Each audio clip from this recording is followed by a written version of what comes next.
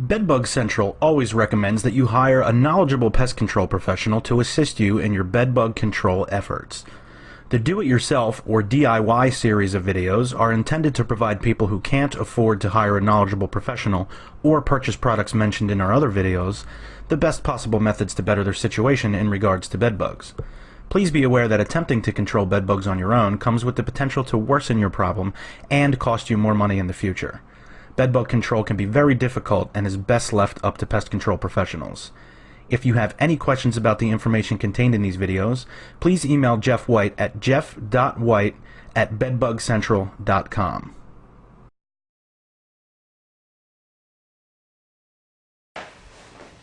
Welcome everybody to Bedbug Central TV. I'm your host, Jeff White. And what I want to talk about in our first episode of our do-it-yourself series is using the sun's energy or solar heat to kill bed bugs on or in different items. You know, this is not something that we typically recommend. So what happens is that in the warmer months or in the summer months in the area that you're in, a lot of people, take a look at the sun or the inside of their car and they say, wow, the temperatures get really hot in my car. And I know that heat can be very effective against bed bugs. And in fact, once you get above 120 degrees and you hold that temperature for a set amount of time, usually more than about a half hour, that can actually be lethal to bed bugs and their eggs. And so people get into their car in the summer months and say, wow, it's well over 120 degrees in here. Why can't I take items and put them in my car, or take items wrapped in black plastic and put them out in the yard in the summer sun, heat those items up, and kill bed bugs associated with those items? Now, this is, again, not something that we typically recommend.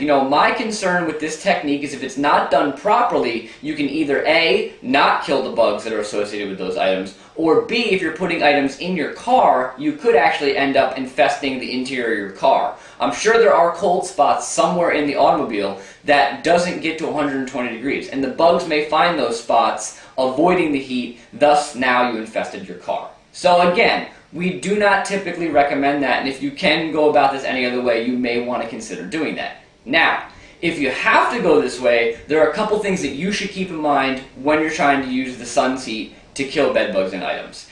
The first thing you want to consider is that you don't want to overpack any bags that you fill to be placed in the sun.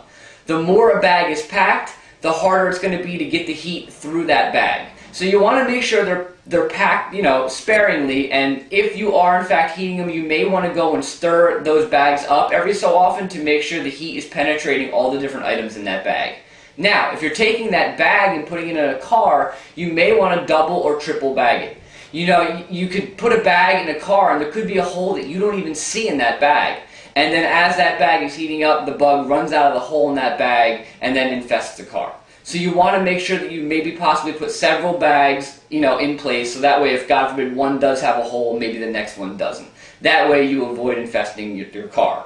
You also want to make sure that in any bag, no matter where you put it, you want to make sure you put some sort of temperature sensor inside that bag. Usually you can buy one of the indoor-outdoor thermometers that has the little wire that you can stick outside, or you might want to take that wire and put it in the closed bag. And then that way, and then take that little temperature reading, whatever screen, and put it outside of the car. And that way you can constantly monitor that temperature in that bag, and you know that it got above 120 degrees. That way you know bed bugs, if you left it for long enough, did end up dying, bed bugs and their eggs. Now, so that's really my biggest concern when it comes to cars. You want to make sure that you're putting multiple bags in place, that way if one has a hole, a bug doesn't escape, and you want to make sure you have a probe in place to make sure the temperature gets to where you need it to be. Now, in regards to the yard, what you want to do is if you're going to take something, wrap it up in black plastic and put it out in the yard in direct sunlight, you want to make sure you get that item up off the ground. Because if it lies on the ground, that ground is going to be a constant source of cold temperatures. And so if the item is resting against the ground, where the item touches the ground, even though there's a bag there, it's going to actually create a cold spot. There was actually a study done on this. So it definitely does create a cold spot. So you might want to get maybe some horses that you work on, such as in a wood shop, to support those items up off the ground, or you could even use chairs or whatever the case may be. You just want to make sure you get the items up off the ground so it's not getting cold temperatures from the ground, and then leave it in place for as long as you possibly can. You also want to do the same thing I recommended in the car situation. You want to get a temperature probe, stick it in that bag that's up off the ground, and make sure you're monitoring that temperature. And again, you want to make sure it gets well above 120 degrees if you can, and you want to hold it for at least a half hour once it hits 120. And in actuality, you want to hold it for as long as you possibly can. When we do heat treatments, even though the temperature inside an area can read, say, 130, we know that it takes time for those temperatures to penetrate the interior of those items. So you really want to hold it for as long as you can, so that way it gives time for that heat to work through all the items in that bag and get as deep into those items as you can. Alright everybody, so real quick, you want to make sure you don't overpack the bags. You want to make sure if you're putting them in the car that you're putting several bags in place in case there's a hole that you don't see. If you're putting the bags in the yard, you want to make sure they're in the direct sunlight and up off the ground, however you can get them there. And then no matter where you're doing this, you want to make sure you have a temperature probe inside the bags that you can monitor at all times. You want to make sure the items get to at least 120 degrees, and once they do that, you want to make sure you hold them for as long as you possibly can to give that heat a chance to penetrate the bag and get as deep into those items as you can. Alright everybody, so that's our first episode in the Do-It-Yourself series, using the sun's energy or solar heat to kill bed bugs. Again, not something that we typically recommend, but if you're up against a bad situation and you need to possibly do that, those are the things that you need to consider to do it as effective as you possibly can.